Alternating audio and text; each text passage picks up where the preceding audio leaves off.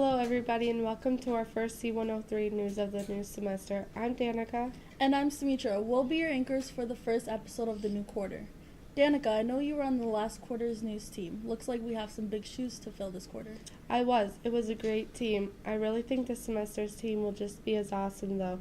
It's always nice to get new crew members with new ideas. That's true. Many of you probably know that last week the ALC hosted a blood drive. Samitra, did you donate at the blood drive on Tuesday? No, but our news crew found a few who did and asked them some questions about it. Oh, cool. Let's hear what they have to say.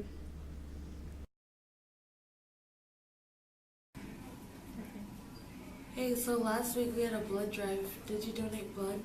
Yeah, I did. It was actually my first time. It went pretty well.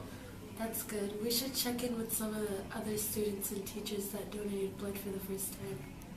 Hi, I'm Alex. I'm here with Skylar. I'm going to ask him a couple questions about the blood donating. How was your first time donating blood? It was less painful than I expected, and the people were very nice. Right on. What advice would you give people that are scared to donate? 1 pint of blood saves 3 lives.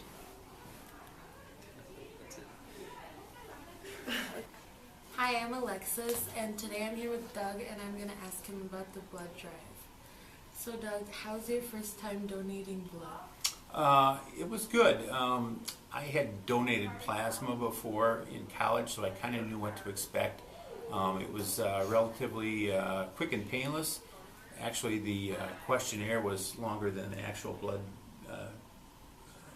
itself. So. Yeah. What made you decide to donate?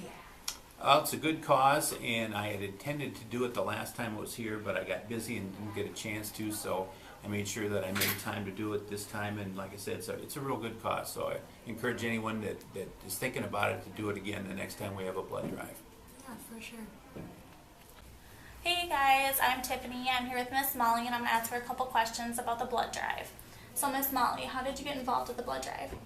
My advisory last year, we were looking for a project that we could do, some kind of a service project, and I had several members of my advisory who were blood donors already, so they suggested that we should look into that. And when I contacted the Mayo Clinic Blood Center, they were very enthusiastic about starting a project with us.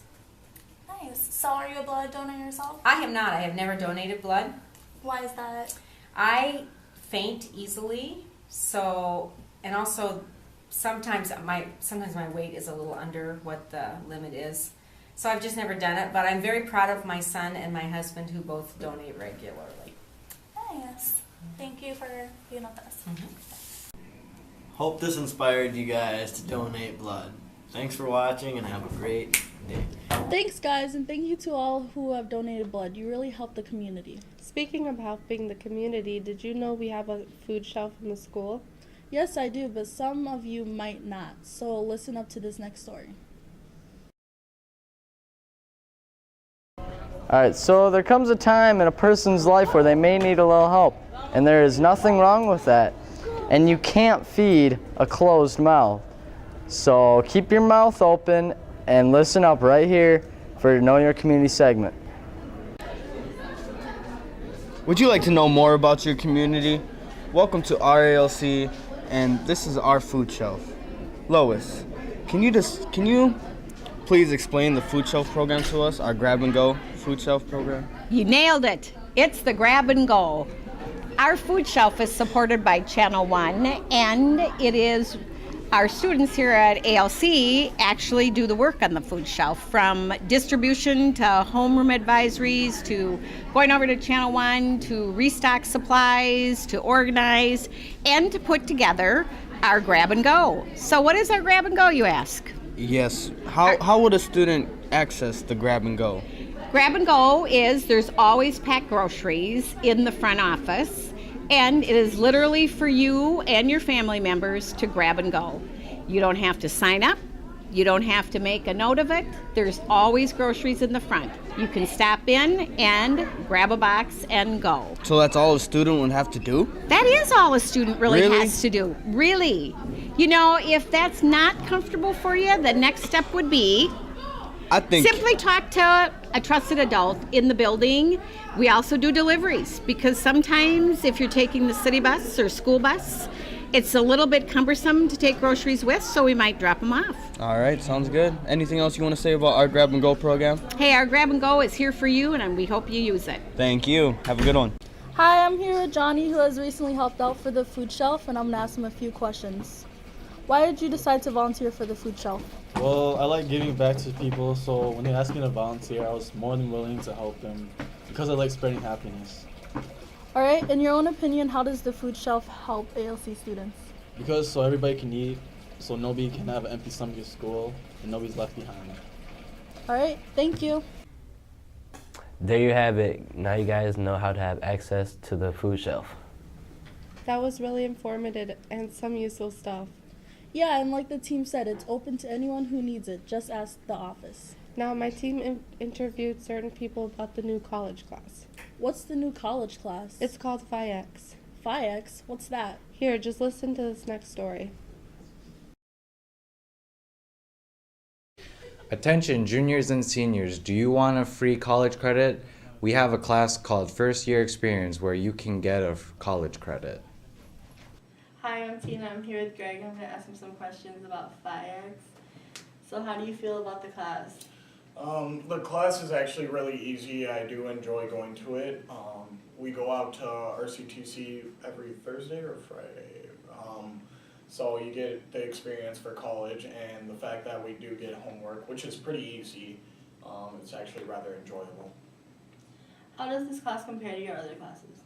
The other classes actually, this class, we talk a lot more going into college-wise of like how to prepare and what are some things that could help you from not failing the class and college course as well. So it definitely is pretty different from any other class in here. All right, thank you. Thank you.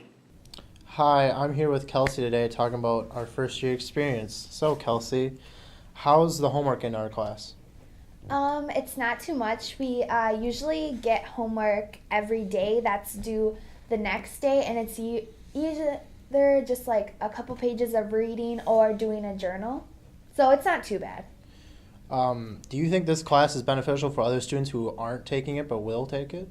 Yeah, I definitely think your senior year, it's only a quarter right now, so it's honestly not even that much to do. But I think it's really beneficial because I'm learning a lot of how to I'm going to deal with college, and it's already giving me a more positive outlook on things. So I can't wait to see how else it goes. Well, thank you, Kelsey. You're welcome. Hi, I'm Danica, and I'm here with Jason, the PHYX teacher, and we're going to get a little more information about that class. So, can you tell me what is the overview of the class? PHYX is short for First Year Experience, and it's basically a course that teaches students the soft skills it takes to be successful in college.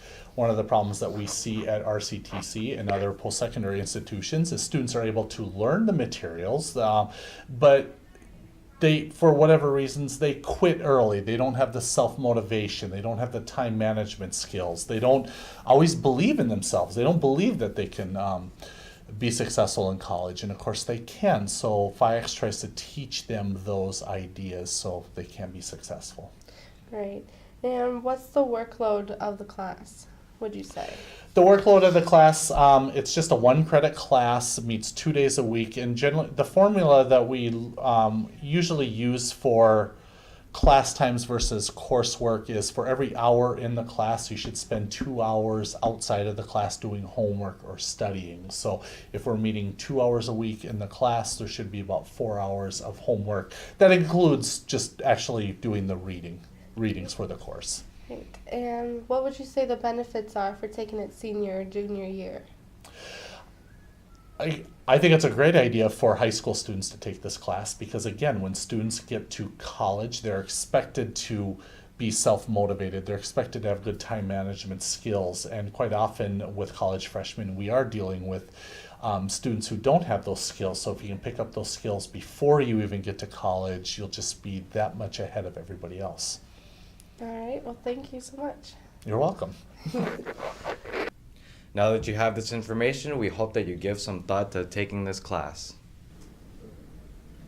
Wow, I had no idea you could get college credit for free here. Yeah, and the class is fun too. Speaking of fun, here's Mr. Zibar with some wise words of wisdom.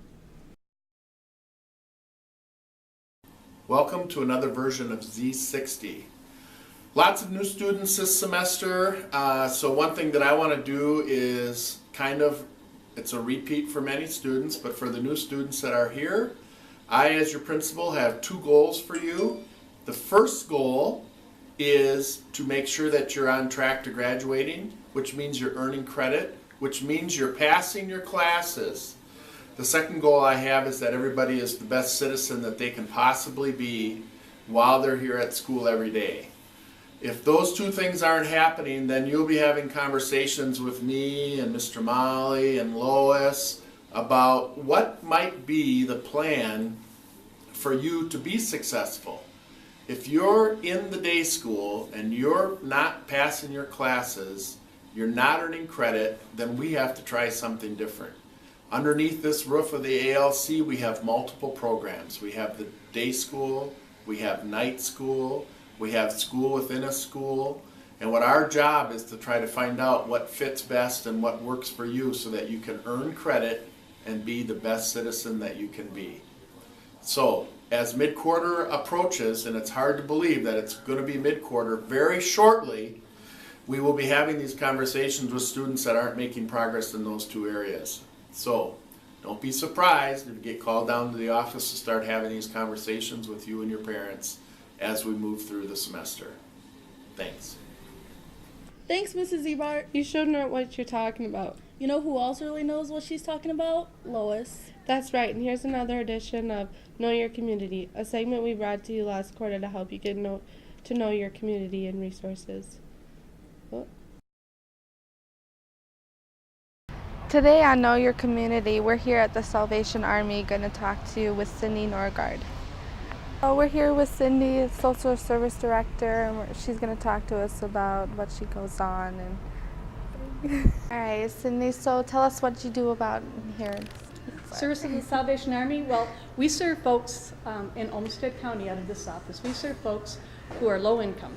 We serve families with children, we serve individuals. We serve basic needs, basically. We're standing right now in our kitchen. So we serve a noon lunch program 5 days a week at 11:30.